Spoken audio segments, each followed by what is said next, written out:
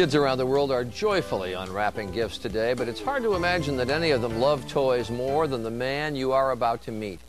He is Mel Birnkrant, a craftsman and collector so reverent about toys, you have to believe that for him, Christmas would be a religious experience even without its religious roots. Birnkrant has hundreds of thousands of pieces in his vintage toy collection and his very own workshop so he can make more. Yes, he has plenty of toys in his life, but he gave us a look at the life in his toys. I started collecting when I was 3 years old. I went to a Disney film. It wasn't unusual at that time to be taken to a movie like that. And of course, the experience isn't like it is today. You go into a darkened theater and you see this huge doorway in front of you. And I immediately, when I was 3 years old, said, my God, that's the world I want to live in. And I've been trying to get through that doorway in one way or another all my life. Ironically, this has nothing to do with nostalgia. There's not a toy in this house that I knew as a kid. Everything here is from the time before I was born. I have enough of these images that I think they bespeak for a reality for this world, and I'm comfortable surrounded by toys. These icons that are created here are much more interesting than the images they're meant to portray.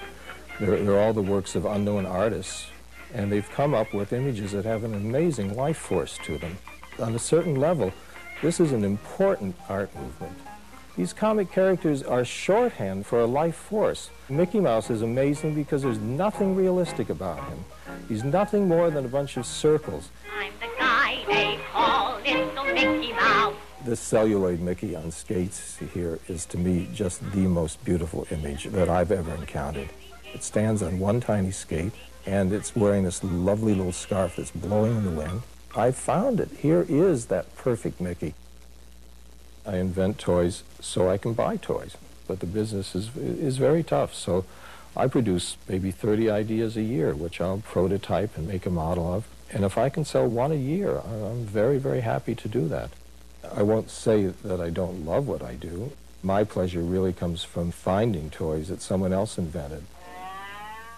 I collect these things not as toys, but as works of art. They're art by artists who thought of themselves not as artists. They were doing a mundane job creating toys for kids meant to be discarded, and here they are preciously intact.